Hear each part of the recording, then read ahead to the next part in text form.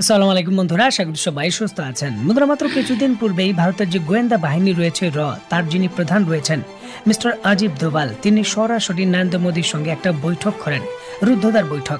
এবং সেখানে কিন্তু শোনা যাচ্ছে যে রয়ের পক্ষ থেকে প্রতিবেদন দেওয়া হয়েছে বাংলাদেশের ক্ষমতার পথ পরিবর্তনের পর পাকিস্তানের আইএসআই বাংলাদেশে অনেকটাই বেশি সক্রিয়। বাংলাদেশের সিলেট অঞ্চল এবং চট্টগ্রামের অঞ্চল ব্যবহার করে পাকিস্তানের আইএসআই ভারতের উত্তর পূর্বাঞ্চলে বড় কিছু করতে চায়, বিশেষ করে বিভিন্ন বিচ্ছিন্নতাবাদীদের সহযোগিতা করতে চায়, এমনটা দাবি করে তার প্রতিবেদনে। আর এর পরই কিন্তু জরুরি ভিত্তিতে ভারতের আগ্রহেই ভারতের পররাষ্ট্র যিনি সচিব রয়েছেন মিস্টার বিক্রম মিস্ত্রি, তিনি বাংলাদেশ সফরে আসেন। দেখুন, যদিও বিক্রম মিস্ত্রির যে স্টেটমেন্ট দিয়েছেন তার স্টেটমেন্টে দুই দেশের দ্বিপাক্ষিক সম্পর্কের অগ্রগতি নিয়ে বলা হয়েছে, তবে বাস্তবতা হলো বিক্রম মিস্ত্রির বাংলাদেশ এই সফর শুধু একটা সাধারণ সফর ছিল না, সেটা বলতে পারেন বিভিন্ন ইস্যুকে কেন্দ্র করে ভারত আসলে সামরিকভাবে কি বাংলাদেশকে করতে পারে যদি বাংলাদেশ এই পদক্ষেপ নেয় তার পরিষ্কার দিক নির্দেশনা ছিল।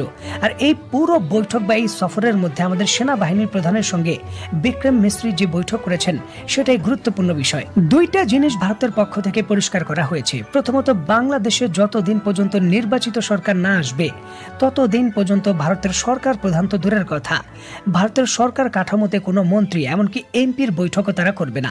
বিভিন্ন ধরনের আমলা পর্যায়ে বা বিশেষজ্ঞ পর্যায়ে বৈঠক হতে পারে, মানে অন্তর্বর্তী সরকারকে ভারত সরকার বৈধতা দেয় না। দ্বিতীয় যে জিনিসটা ক্লিয়ার ভাবে ভারতের পক্ষ থেকে নিশ্চিত করা হয়েছে যে বাংলাদেশ কোনোভাবে যদি পাকিস্তানের আইএসআই এর ট্রাম্প কার্ড খেলতে চায় তাহলে ভারত এই জায়গায় বসে থাকবে না। তাদের সার্বভৌমত্বের প্রতি এটা একটা হুমকি এবং আক্রমণ স্বরূপ। বাংলাদেশ ঠিক যেইভাবে নিজের সার্বভৌমত্ব রক্ষা করার জন্য কোনো ছাড় দেবে না, সেক্ষেত্রে ভারতের পক্ষ থেকেও নিশ্চিত করা হয়েছে তারা কোনোভাবেই ছাড় দেবে না। এবং এক্ষেত্রে তাদের সামরিক শক্তির যে সর্বোচ্চ ব্যবহার রয়েছে প্রয়োজন পড়লে সেটাও তারা নিশ্চিত করবে, তবে এক্ষেত্রে কোনো ছাড় দেবে না। এবং ভারতের এই স্টেটমেন্ট শুধু যে কথার কথা ছিল না, সেটা ভারতের কিছু কর্মকাণ্ডের মাধ্যমে কিন্তু প্রমাণ হয়েছে। রিসেন্টলি ভারত তার এয়ার পাওয়ারের যে জেট ফাইটার রয়েছে রাফেল যুদ্ধ বিমান, সেটা তাদের ইস্টার্ন কমান্ডারের অধীনে যুক্ত করেছে।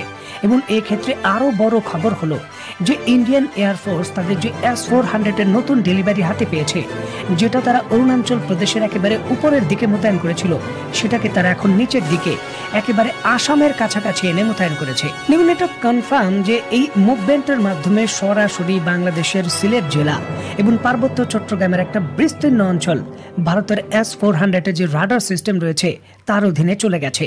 এবং যে কোনো মুহূর্তে এই এলাকায় নজরদারি এবং প্রয়োজন পড়লে যে কোনো ফায়ার রেঞ্জে এখন শক্ত পদক্ষেপ নিতে পারবে ভারত। ভারতীয় বিমান বাহিনীর এই বড় মুভমেন্ট সম্পর্কে সরাসরি কিন্তু ভারতীয় বিমান বাহিনীর স্ক্রিনে নিশ্চয়ই আপনারা দেখছেন, এই ম্যাপটি প্রকাশ করে তারা নিশ্চিত করছে যে সরাসরি বাংলাদেশের কোন কোন জায়গায় তাদের কার্যক্রম তারা করতে পারে। সাধারণত এই ধরনের সামরিক বড় মুভমেন্ট হলে বিষয়গুলোকে কিন্তু গোপন রাখা হয়, তবে ভারত সরকার এই জায়গায় বিষয়টা গোপন করেনি, পরিষ্কারভাবে সেটা প্রকাশ করে বাংলাদেশকে কিন্তু পরিষ্কারভাবে থ্রেটও দিচ্ছে যে এই অঞ্চলে কিছু করতে চেও না।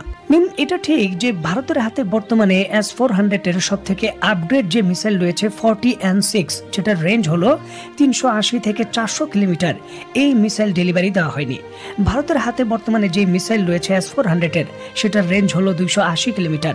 তবে ভারতের রাডারগুলো, এই S-400 এর রাডারগুলো যেহেতু 400 কিলোমিটারের নজরদারিতে আক্রমণ করতে সক্ষম, সুতরাং লঞ্চার টিউবগুলো যদি আগে বাড়িয়ে দেয় ভারত, এই ক্ষেত্রে 120 কিলোমিটার, সুতরাং 400 কিলোমিটার তারা কভার করতে পারবে। আর এই রেঞ্জেও যদি ভারত কভার করতে পারে, তারপরও কিন্তু আমাদের কুমিল্লার কাছাকাছি একটা বিস্তীর্ণ এলাকা ভারত কিন্তু এই জায়গায় তাদের রাডারের অধীনে আনতে পারবে। এবং ভারতেরও কিন্তু এই জায়গায় দুর্বলতা আছে, কারণ ভারত এই রাডার সিস্টেম বেশি একটা দিন নিচের দিকে রাখতে পারবে না।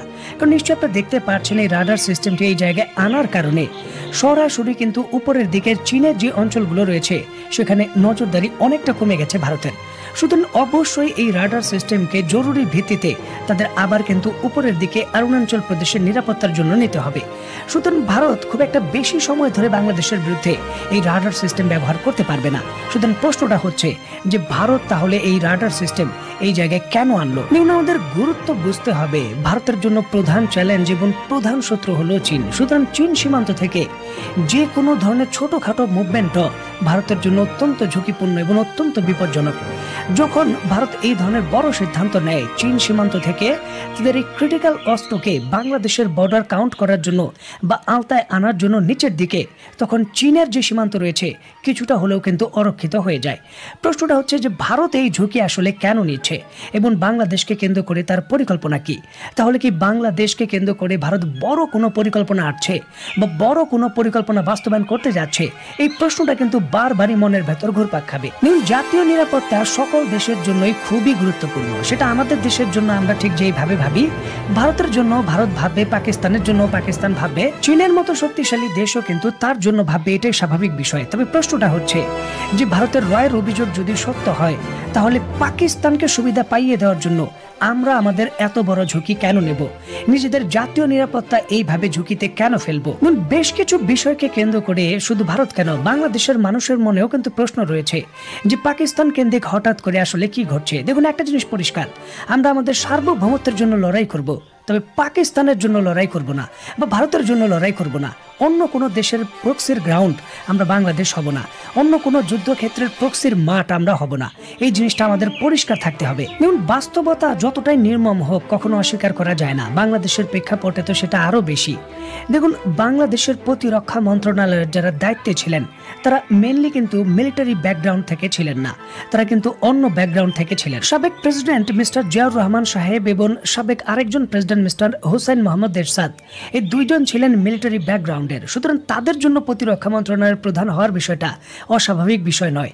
তবে 1990 সালের পর থেকে দীর্ঘ সময় বাংলাদেশের যারা ক্ষমতায় ছিলেন, প্রধানমন্ত্রী ছিলেন, সকল প্রধানমন্ত্রী কিন্তু প্রতিরক্ষা মন্ত্রণালয় নিজের হাতে রেখেছেন। আর এখানে কিন্তু আমরা পিছিয়ে পড়ে গেছি, কারণ যদি সামরিক ব্যাকগ্রাউন্ডের অভিজ্ঞ কাউকে এই দায়িত্ব দেওয়া হতো, আজকে সামরিকভাবে আমরা আরো অগ্রসর হতে পারতাম।